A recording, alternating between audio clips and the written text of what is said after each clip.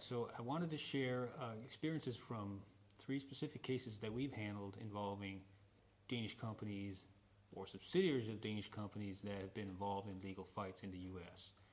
The first point that I wanted to make was that it is very important that when you're dealing with a parent company in Denmark and a subsidiary in the United States, that you maintain strict separation between the corporate entities, and specifically that means with respect to decision making and authority granted to and exercised by officers, management of the two companies.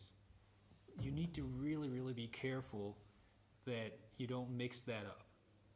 So decisions in the Danish parent company are made by officers of the Danish company to, or communicated to, or instructed to employees of the Danish company, whereas instructions to and decisions making in the U.S. subsidiary company must be made by the proper governing body in the subsidiary, and that would typically be either the board or the officers, typically the CEO, the president.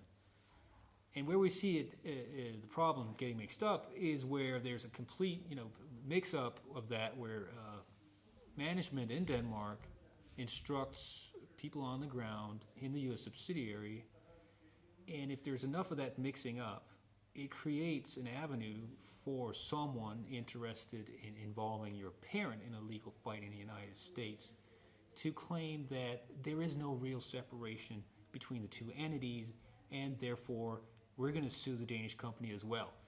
And that would completely negate the whole point, or at least a lot of the point of setting up a U.S. subsidiary. So, and we've actually in fact trapped an opposing party in that situation. So be careful on that one.